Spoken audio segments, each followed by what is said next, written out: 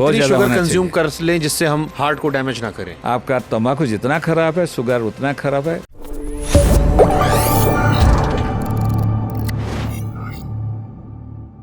कई लोग कोलेस्ट्रॉल की बहुत बातें करते हैं हार्ट केसेस में, लेकिन शुगर, चीनी या ब्लड शुगर की उतनी बातें नहीं होती हैं।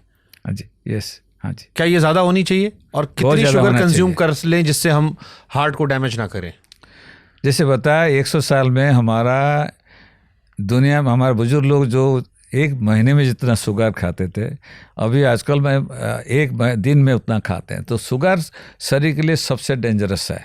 बहुत सारे है। एक तो जैसे खाते हो शुगर लेवल पर आपका शरीर के अंदर ग्लूकोज लेवल बहुत ऊपर चला जाता है, इसलिए आपका पैनक्रियास जो इंसुलिन सिक्रीशन करता है, बार बार जैसे एक आदमी को बोलो कि एवरी 5 मिनट के अंदर 100 मीटर भागो भागो भागो, तो 2 घंटे के बाद गिर जाएगा, आदमी बोलेगा गया, मैं चल नहीं पाऊंगा। तो सेम चीज़ शरीर के अंदर होता है। कोई भी मिठाई चीज़ शरीर के लिए बहुत ख़राब है, क्योंकि शुगर लेवल इमीडिएटली चला जाता है, आपका इंसुलिन सिक्रेट होता है, धीरे धीरे आपका जो इंसुलिन रेजिस्टेंस होकर डायबिटीज़ होता है। दूसरा जो शुगर जो ज़्यादा खाते हैं, उस शरीर का जो जैसे बताया आपका जो खून जाने का जो नली है, जिसको आर्टरी बोलते हैं, उसका जो लाइनिंग भगवान या जो लुब्रिकेटिंग लाइन है एंडोथेलियम, वो डैमेज हो जाता है, वो फिर स्टिकी हो जाता है, उसके अंदर फिर खून जम जाता है, तो क्लॉट हो जाता है। इसलिए शुगर शरीर के लिए आपका तंबाकू जितना खराब है, शुगर उतना खराब है। तो तंबाकू पे तो लिखकर आता है कि इसको खाने से आपका शरीर का ये हाल होगा। यस। क्या मिठाई के डब्बों पर भी लेबल नहीं लगना चाहिए? तो लगना चाहिए मेरे मुताबिक। सबको एडवाइस का मिठाई पूरा बंद करो, पूरा अवॉइड करो। हमारे यहाँ होली दिवाली सर मिठाई भी चेक करते हैं। कभी कल एक दिन खा लिया तो चलता है। गणपति बप्पा का कार्यक्रम था, उसमें मिठाई चली दबा के। एक दिन खा लिया तो कुछ फर्क नहीं पड़ता है। जब तक आप सारा सपोज महीने भर नहीं खा रहे हो, 1-2 दिन पूजा जैसे आया तो उस पर खाने में कुछ फर्क नहीं पड़ता 1-2 दिन। लेकिन रोज़ खाओगे तो खराब है शरीर के लिए। बाकी चीज़ कर रहे हो, एक्सरसाइज कर रहे हो, सो रहे हो, सब कुछ कर रहे हो, 1-2 दिन मिठाई खा दिया तो ठीक है, लेकिन रोज़ मिठाई खाना अच्छा नहीं है। और ये जो गणपति बाबा या हमारा पूजा आता है, वो साल में एक बार आता है, तो उस दिन खा लो। हमारे यहाँ साल भर में 50 कार्यक्रम आते हैं, फिर हमारे हैप्पी बर्थडे आते हैं, फिर हमारे दोस्तों के बर्थडे आते हैं, फिर उनके बच्चों के बर्थडे आते हैं, फिर शादियों की सालगिरह होती है। तो होते होते 365 दिन में 200 दिन कोई ना कोई कार्यक्रम हो आता है। आज ऑफिस में किसी का प्रमोशन हो गया, खुश हुए तो कर लेते हैं। तो इसी में बताओ, एक हफ्ते में 7 दिन में 1 दिन रखो चीटिंग डे। मैं इससे मजाक करता, संडे को सिन डे रखो, 1 दिन एक चीटिंग करो, लंच के लिए थोड़ा चीटिंग कर लो, खा लो, नो प्रॉब्लम। बाकी 6 दिन शरीर का अच्छी तरह देखभाल करो। ओके, लाइफ तो है, पूरा जिंदगी भर कुछ नहीं करोगे, ऐसे करोगे तो जिंदगी बचने कुछ जीने की कुछ मतलब नहीं है। तो कभी काल कर लिया तो ठीक है। जो आदमी रेगुलर सारे चीज़ करता है, ठीक टाइम पे सोता है, एक्सरसाइज करता है और स्ट्रेस नहीं लेता है, खाना पीना सब रखता है, कभी कल मिठाई खा लिया कुछ फर्क नहीं पड़ता है। अगर दादाजी और पिताजी को हार्ट की बीमारियां थीं, हाँ जी, तो उसके बच्चे को सामान्य बच्चों से कितनी ज़्यादा सावधानी बरतनी चाहिए ताकि उसे हार्ट की बीमारियां ना हो?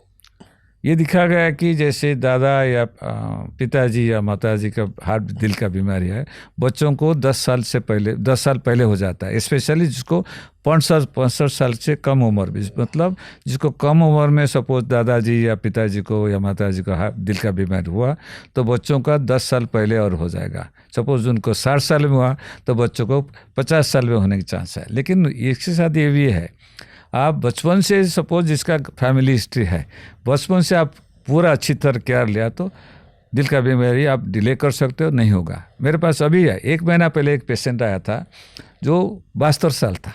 तो उसने बोला कि जब हिस्ट्री में देखा, उनका 2 भाई का ऑपरेशन, एक का 45 साल, एक 50 साल में ऑपरेशन हुआ था, पिताजी का 65 साल में हार्ट ऑपरेशन हुआ था। उसने मेरे को क्वेश्चन पूछा कि भाई मेरे को क्यों हो गया, मैं इतना केयर लिया हूँ। ऐसे देखो, आपका दोनों भाई पिताजी को 40, 45, 50 और 60 साल में हो, आपको 72 साल तक आपका चला, तो आप केयर लिया, इसलिए आपका 20 साल आपने एक्स्ट्रा जी सका। तो इसलिए जो जिसका भी दिल का शरीर फैमिली हिस्ट्री है, वो सारा चीज़ जैसे बताया, अपना शरीर का देखभाल करें तो उनका दिल का बीमार होने के चांस कम है। होगा भी बहुत लेट एज में होगा। और मान लीजिए दादाजी को हार्ट की बीमारी थी, पिताजी को नहीं हुई, तो क्या बच्चे को होने के चांसेस हैं? फिर भी होने के चांस है। ये भी उल्टा है, मेरे पास बहुत सारे पेशेंट है जिसका दादाजी पिताजी 90-100 साल जिए हैं, उनको 45-50 साल में हार्ट अटैक हो गया, बिना फैमिली हिस्ट्री, लाइफस्टाइल चेंज पूरा।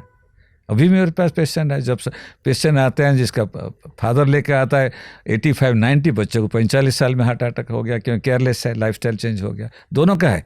जिसका फैमिली हिस्ट्री है, अच्छी तरह शरीर का देखभाल किया तो हार्ट का बीमारी होने की चांस कम है, होगा भी बहुत लेट उम्र में होगा। हार्ट के रोगों का निदान के लिए कौन कौन से टेस्ट करवाते रहने चाहिए समय समय पर? ये तो हाँ, ये बहुत ज़रूरी है, जिसका स्पेशली जिसका स्ट्रॉन्ग फैमिली हिस्ट्री है, जैसे जिसका ज़्यादा रिस्क फैक्टर है, उनको बताऊंगे इसको टेस्ट करना ज़रूरी है।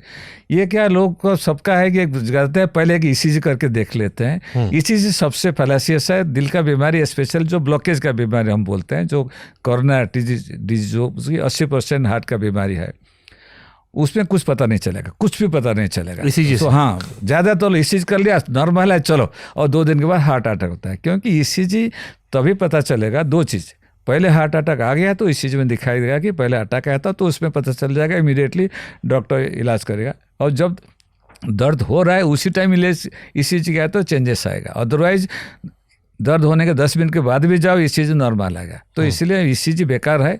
उसके साथ जो हमको स्ट्रेस टेस्ट बोलते हैं, स्ट्रेस टेस्ट मतलब क्या बोलते हैं, आदमी को मशीन में चलाते हैं, ज़्यादा चलाते हैं क्या होता है ना, दिल का रेट बढ़ जाता है। जो नॉर्मल हम 60-70 1 मिनट में बीटिंग करता है, एक्सरसाइज किया तो आपका शरीर को ज़्यादा खून चाहिए, तो आप दिल करे 110, 120 या 140 रेट में काम करता है। 140 बार बीटिंग करता है तो दिल को ज़्यादा खून चाहिए, ब्लॉकेज है तो खून नहीं आएगा, तो इस टाइम दर्द होता है, इसी चेंजेस हो जाता है। तो इसीलिए हमको एडवाइस करेंगे, सबसे नंबर 1 है स्ट्रेस टेस्ट करना। स्ट्रेस टेस्ट भी कई तरीका का है। रेगुलर स्ट्रेस टेस्ट जो मशीन में करते हैं, दूसरा स्ट्रेस इको बोलते हैं, क्योंकि जब स्ट्रेस टेस्ट के साथ आपका हार्ट का इको कार्डियोग्राम करके देखेंगे हार्ट का पंपिंग कैसा है, वो ज़्यादा एक्यूरेट है। और उसे एक स्ट्रेस थैलियम बोलते हैं, ये दोनों सबसे ज़्यादा एक्यूरेट है। तो मैं एडवाइस करूँगा स्पेशल जिसका स्ट्रॉन्ग रिस्क फैक्टर है, और एटलीस्ट जिसका रिस्क फैक्टर नहीं है बट स्ट्रेस है, वर्कलोड है, लेट नाइट करते हैं, एटलीस्ट स्ट्रेस टेस्ट करना है। दूसरा एक सिंपल टेस्ट है, उसको सीटी कैल्शियम स्कोर बोलते हैं। उसमें क्या होता है ना, आपका दिल के अंदर जो बीमारी जब शुरू होता है, कोई कारण से अंदर आपका जो खून जाने का जो नस है, जो बताया एंडोथेलियम जब वो डैमेज हो जाता है, जब सूखता है, जैसे अब घाव हो गया, कट गया, तो सूखने के बाद देखेंगे चमड़ी के साथ सेम कलर नहीं होता, दूसरा रंग कलर होता है, स्कार का होता है। तो उसके अंदर जब डैमेज हो जाता है, उस जो सूखता है उसके अंदर कैल्शियम डिपॉजिट होता है, उसके साथ कोलेस्ट्रॉल डिपॉजिट होता है। धीरे धीरे क्या कोलेस्ट्रॉल डिपॉजिट होकर ब्लॉकेज हो जाता है ना। आप कोई टेस्ट नहीं है एंजियोग्राम छोड़ के कि आप वो कोलेस्ट्रॉल को आप देख पाओगे एक्सरे करके, लेकिन कैल्शियम एक्सरे में से पता चल जाता है। तो इसलिए सीटी कैल्शियम स्कोर एक सिंपल टेस्ट है, एक्सरे की तरह 1 सेकेंड में हो जाता है। वो किया तो उसमें सपोज किसका सीटी कैल्शियम स्कोर ज़्यादा है, उनका ब्लॉकेज होने की चांस ज़्यादा है। ये दोनों टेस्ट मैं सबको बताऊंगा कि बाबा एक स्ट्रेस टेस्ट, स्ट्रेस थैलियम करो एंड सीटी कैल्शियम स्कोर हो, ये दोनों केयर है तो उसमें ज़्यादातर दिल का बीमारी पता चल जाएगा। नेक्स्ट रहा CT angiogram. City angiogram again मैं सबको एडवाइज नहीं करूँगा, आजकल सब लोग एक देखोगे स्ट्रीट कॉर्नर पे एक सिटी एंजियोग्राम मशीन खुला हुआ है, सब लोग अपना सिटी एंजियो करते हैं। 2 चीज़ के लिए एडवाइस नहीं करूँगा। एक है सिटी एंजियोग्राम में बहुत रेडिएशन है, इक्वलेंट 500 से 800 एक्सरे का रेडिएशन है, और उसमें कैंसर होने की चांस ज़्यादा है जिसका। दूसरा रहा ये जो सिटी एंजियोग्राम जो रिपोर्ट मिलता है वो इतना एक्यूरेट नहीं है। उसमें सिटी एंजियो में आपका नेगेटिव मतलब नॉर्मल निकला तो बहुत 99.9% एक्यूरेट का आपको ब्लॉकेज नहीं निकलेगा, लेकिन ब्लॉकेज निकला कि आपका 50% ब्लॉकेज, इतना एक्यूरेट नहीं है। सो नेक्स्ट लेवल रहा जैसे बताया stress test, stress equal stress thallium. उसके साथ नेक्स्ट रहा CT angiogram. Only go to a cardiologist and get proper advice, genuine needed then do CT angio, and final जिस पे 100% एक्यूरेट है उसको रेगुलर एंजियोग्राम जैसे हाथ या पैर से करके दिल के अंदर देखता है। उसके साथ बहुत लोग इको कार्डियोग्राम कर लेते हैं ईसीजी की तरह। इको कार्डियोग्राम एक आपका जो दिल का ये टाइप का ब्लॉकेज का जो बीमारी पिकअप करने के लिए बहुत बेकार है। जिसका ऑलरेडी हार्ट अटैक हो गया, हार्ट पंपिंग कम है, इनडायरेक्टली पता चल जाएगा, वो उसके लिए अच्छा है। जिसका हार्ट पंपिंग नॉर्मल है वो ब्लॉकेज भी है तो पता नहीं चलेगा, इसलिए प्लेन इको एडवाइस नहीं करूँगा। उस इको कार्डियोग्राम ज़्यादातर करते हैं हार्ट मसल का वीकनेस और हार्ट का आपका वाल्व का बीमारी के लिए। सो कमिंग बैक आपका जो समरी आपका stress test, stress echo, stress thallium, number 2 CT calcium score, बहुत ज़रूरत है तो सिटी कोरोनरी एंजियो, और उसके साथ रेगुलर एंजियोग्राम, उसके साथ आपका कोलेस्ट्रॉल चेकअप करना बहुत ज़रूरी है। बाकी बीमारी का चेकअप करना चाहिए, कोलेस्ट्रॉल हुआ, आपका डायबिटीज़ हुआ, वो सब चेकअप करना चाहिए।